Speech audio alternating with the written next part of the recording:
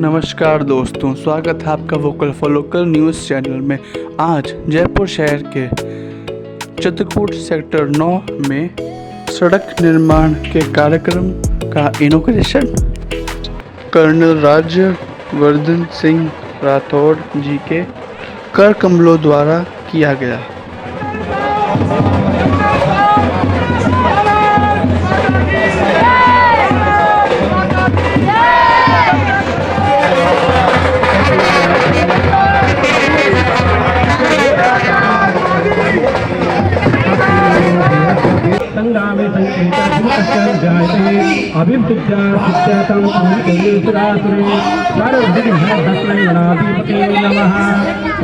महाकाय निर्विघ्नं सर्वकार्येषु सर्वदा श्रीमहागणाधिपते नमः। सर्वमंगलमांगल्ये शिवे सर्वार्थसाधिके त्र्यंबके गौरी नारायणी नमोस्ते मातस्मै नमः। नमामुरारे शांतकारी भानुपति भूमितो बुधश्च गुरु च शुक्रः शनिराहुकेत सर्वे ग्रहा शान्तिकरा भवन्तु। नववृत्ताभ्यो नमो नमः। नमो स्वन्ताय सहस्रमूर्ते सहस्रपादाकृतिरोभावे सहस्रनाम्ने पुरुषाय शाश्वते सहस्रकोटि युधाने नमः। विराट भगवान नारायणाय नमः। विश्व शांति मानव कल्याणार्थम जनहिताय ओम विष्णवे नमः।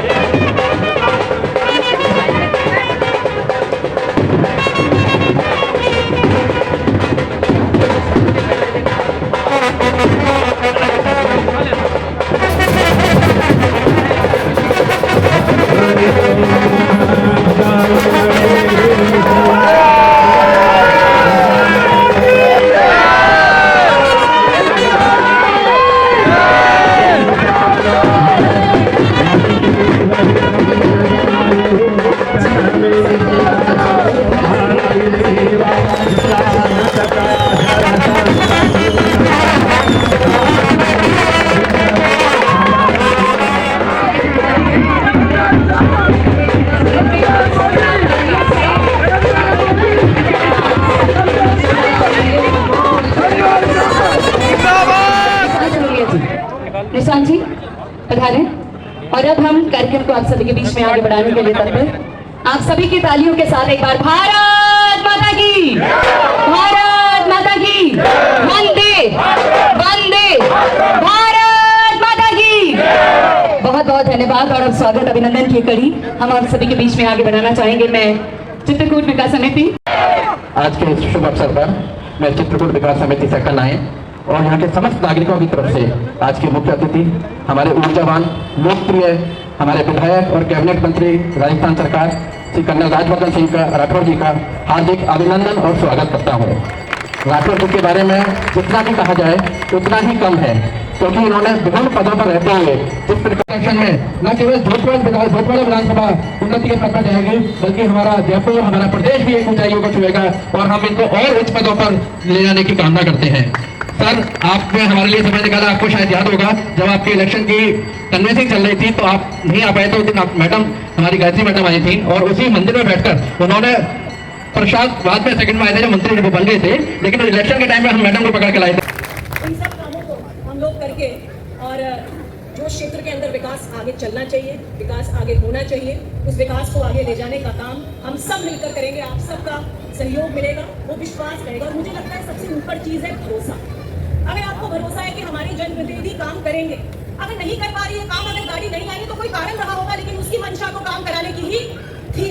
ये भरोसा अगर मैंने 15 सालों में आपके बीच में अर्जित कर रहे हैं, तो मुझे लगता है ये मेरा बहुत बड़ी कमाई है मेरी कि अगर काम नहीं भी हुआ तो भी वो विश्वास आप लोगों का मुझ पर रहा। चाहे यहाँ पर वो फारिक साहब बैठे हैं, ओरमा तो बहुत देर आप पर फिर भी मुस्कुराते हुए ओरमा देते हैं, और यही परिवार की निशानी है। आज अगर किसी को हम उलहना भी देते हैं तो वो हमारे परिवार का सदस्य होता है। आप लोगों ने परिवार के सदस्य के रूप में हमेशा मुझे सम्मान से कि जैसे जैसे हमारा इंटरेक्शन ज़्यादा होगा, आदरणीय विधायक साहब से भी आपका इंटरेक्शन ज़्यादा होगा, आप स्वयं भी उनसे इन सब बातों को कर पाएंगे। हम धीरे धीरे इस क्षेत्र में विकास जो है उसको एक परमानेंट सोल्यूशन की तरफ ले जाने का प्रयास करेंगे। और अब जिसको सुनने के लिए हम लोग बेकरार हैं,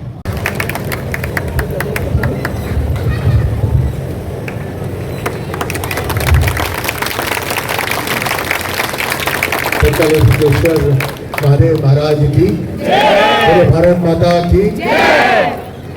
आज आपके बीच में आकर आप सबसे बात करने का जो मुझे अवसर मिला है, आपने जो मेरा स्वागत करा, सत्कार करा, आपका जो आशीर्वाद मुझे मिला है, आपके मुस्कुराते चेहरे दिख रहे हैं, मेरा सौभाग्य है कि आज मैं यहाँ पर उपस्थित हूँ।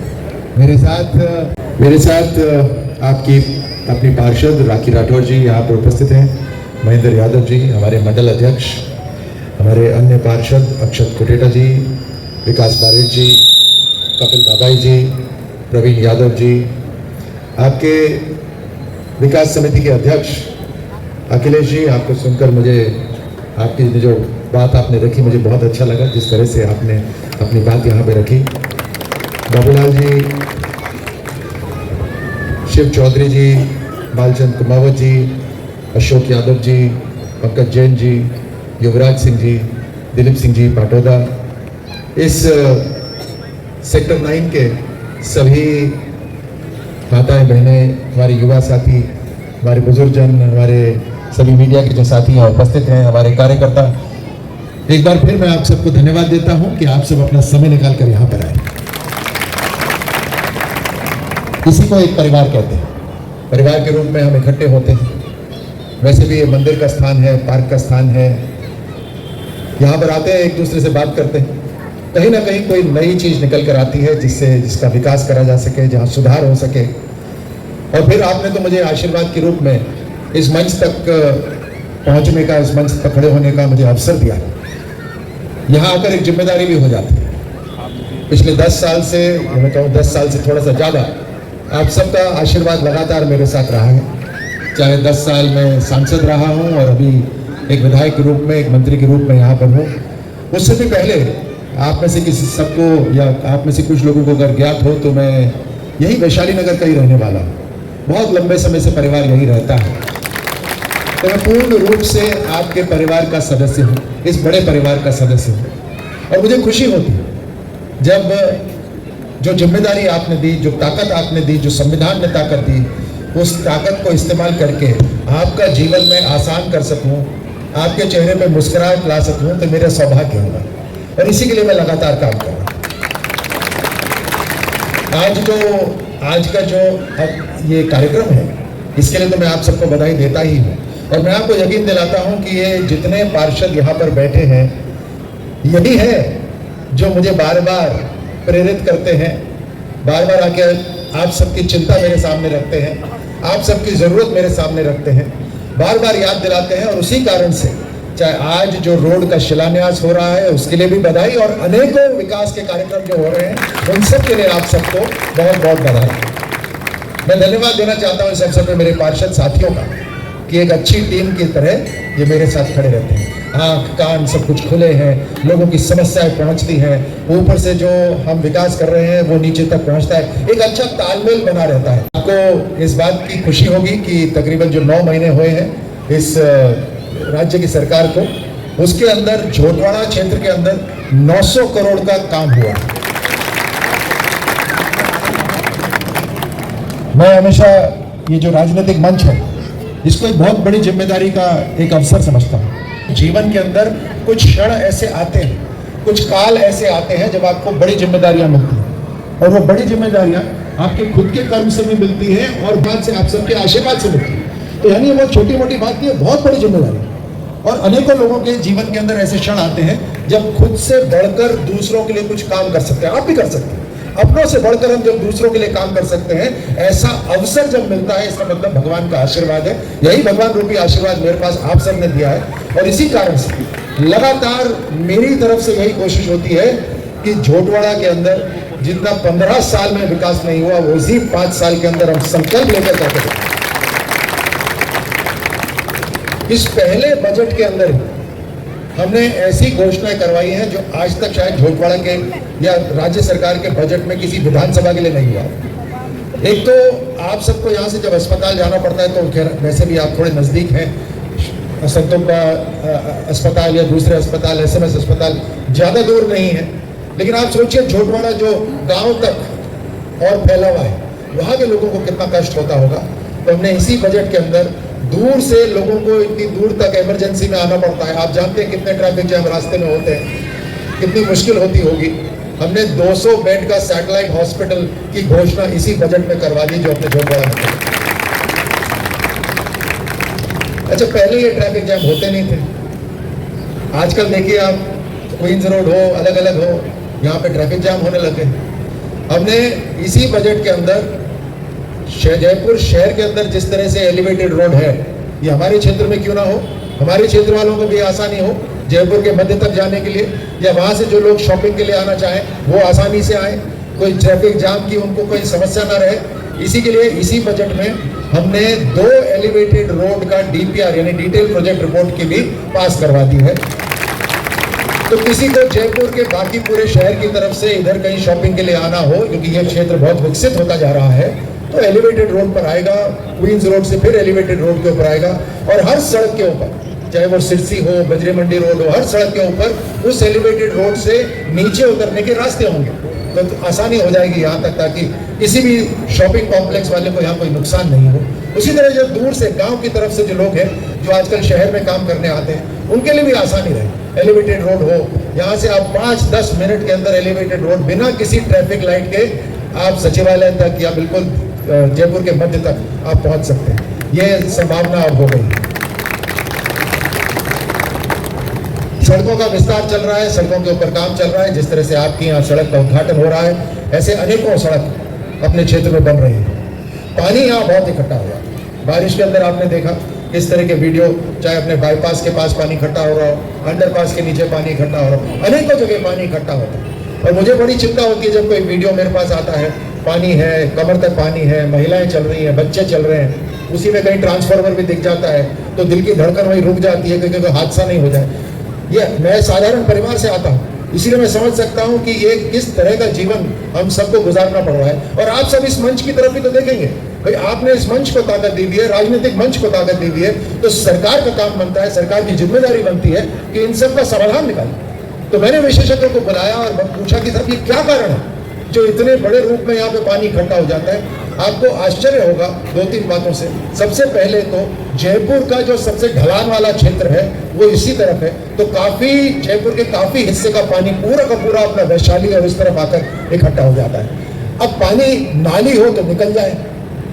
आपको दूसरा आश्चर्य ये होगा कि कोई नाली नहीं, कोई ड्रेनेज सिस्टम, कोई सिरसी रोड के ऊपर अगर आप कभी जाएं, अगली बार ड्राइव करें तो आप देखिएगा कहीं नाली दिखती है क्या आपको? अब आपकी गाड़ी को जाने के लिए रास्ता चाहिए, तो क्या पानी को जाने के लिए रास्ता नहीं चाहिए? उसको भी रास्ता चाहिए, उसके लिए रास्ता ड्रेन होती है, आपकी सड़क, आपकी गाड़ियों के लिए रास्ता सड़क होती है, कोई ड्रेनेज नहीं है। एक और अचंबा आपको होगा, जो बाईपास है एक तरह से बांध का रूप है। बाईपास के साथ, बाईपास है नेशनल हाईवे की जिम्मेदारी, तो नेशनल हाईवे ने वहां पर नालियां बनाई हुई है।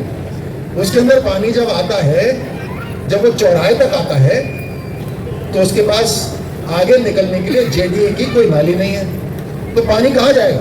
वहां से निकल कर वो अंडरपास पे आ जाता है, अंडरपास पे इकट्ठा हो जाता है। अभी इसी बारिश के दौरान खिरनी फाटक और वैसे तो अनेक खिरनी फाटक इतने खड्डे हो रखे थे, गहरे खड्डे हो रखे थे, उसको पार करना मुश्किल होता था। इसी बारिश के दौरान पूरी सीमेंटिंग करवाई मैंने, और अब आदेश दे दिए हैं NHAI को, हर अंडरपास के नीचे सीमेंटिंग होगी ताकि पानी आए ना आए वो सड़क नहीं टूटे। क्योंकि आप जानते हैं बिटुमन डामर की सड़क पानी से टूट जाती है, तो उसको सीमेंटिंग करवाया जाएगा। अगली बारिश से पहले जितने अंडरपास हैं सारे सीमेंटेड हो जाएंगे। उसके साथ साथ जो NHAI की नाली है वो JDA की नालियों के साथ जुड़ जाएगी। अभी हाल ही में मैंने जो विशेषज्ञों के साथ बैठक की, उसमें हमने अब एक टेंडर भी पास करा दिया, कॉन्ट्रैक्ट भी दिलवा दिया इस पूरे PRN और पूरे अपने वैशाली नगर क्षेत्र के अंदर जो ड्रेनेज सिस्टम है उसको बनाने का। तो अब आने वाले समय में आप देखिएगा काम शुरू हो गया है। सिरसी रोड हो, बजरी मंडी रोड हो, उसके साथ साथ नालियां आपको दिखेंगी, वो आगे जाकर एक बड़े नाले में मिलेगी। और उस बड़े नाले को बनाने के लिए भी हमने एक नई सेक्टर रोड बनाई है, क्योंकि जब इतना चौड़ा रास्ता, सड़क जितना चौड़ा नाला अगर कहीं जाएगा तो उसके लिए एक रास्ता बनाना पड़ेगा। तो उसके साथ साथ हमने 60 या 80 फीट रोड के एक सेक्टर रोड निकाली है, जो अजमेर और जयपुर का जो हाईवे है वहां से निकलकर Bajri Mandi road, Sirsi road, Kalwar road तक जाएगी, ताकि वहां से ट्रैफिक भी आसान हो जाएगा। इस जो 200 फीट बाईपास बोलते हैं, ये जो चौराहा बड़ा, यहाँ तक आने की भी जरूरत नहीं पड़ेगी, अंदर से आ सकते हैं, ट्रैफिक भी कम होगा और पानी की निकासी भी। सीवरेज के ऊपर भी काम शुरू होगा, बड़े बड़े सीवरेज की 2 लाइनें लगनी शुरू हो गई। जो 2 STP प्लांट है जयपुर के, वहां तक ये सीवरेज की लाइनें जा रही है। और प्राथमिकता से मैंने कह दिया कि हमारे क्षेत्र में यहाँ तो सीवरेज है, जो बाईपास के उस तरफ जो क्षेत्र है वहां पर सीवरेज नहीं है, वहां पर भी प्राथमिकता से सीवरेज बनेगा। तो यही है, सीवरेज की भी तैयारी हो रही है, ड्रेनेज की भी तैयारी हो रही है, बड़ी सड़कों की भी तैयारी हो रही है। जो बारिश से सड़कें टूटी हैं उसका भी तुरंत रिपेयर होगा। आपको जहां पे भी लगता है, इसीलिए मैंने कहा कि ये जो हमारे मंडल अध्यक्ष हैं, हमारे पार्षद हैं, इनके साथ जब आपका लगातार संपर्क रहेगा, संदेश हम तक पहुंचेगा। हर वो कमी जो यहाँ पर है, आपका जीवन आसान करने के लिए जो जरूरतें हैं उसको पूरा करने की जिम्मेदारी हमारी है, उसको लगातार हम पूरा करते हैं। आपको आज इतनी देर तक यहाँ इंतजार करना पड़ा, उसके लिए मैं माफी चाहता हूँ। बच्चों को सबको भूख लग रही होगी, घर में तैयारी होगी, भोजन के सब तैयारी होगी। आप सबको बहुत बहुत धन्यवाद, आभार। और एक बार फिर मैं आपको इस बात का यकीन दिलाता हूँ कि हम सबकी जिम्मेदारी है कि आपकी जो जरूरतें होंगी जिसको हम पूरा कर सकते हैं, निश्चित रूप से इस पूरे क्षेत्र को जयपुर के सबसे शानदार क्षेत्र में से डेवलप करेंगे। आपके पार्क से एक बात मैं और बता देता हूँ, मैं ये आपका छोटा सा ओपन जिम यहाँ देख रहा हूँ, मेरे पार्षद यहाँ सारे बैठे हुए हैं। मैं 22 ओपन जिम अगले 4-5 महीने तक लगवा दूंगा। 2 करोड़ का खर्चा है इसके अंदर, सारा का सारा गैर सरकारी साधनों से लेकर आ रहे हैं, CSR से लेकर आ रहे हैं। और वो जिम भी ऐसे होंगे जैसे ओपन जिम जैसे राजस्थान में और कहीं नहीं है। ये पहली बार अपन बनाएंगे 2 करोड़ की लागत से। हर वार्ड के अंदर एक ओपन जिम से शुरुआत होगी, जहाँ नहीं बने होंगे उसके अगले फेज में लगातार उसको बनवाते रहेंगे। तो आप सबको एक बार फिर बहुत बहुत धन्यवाद, बहुत बहुत आभार। बहुत बहुत धन्यवाद सर आपका।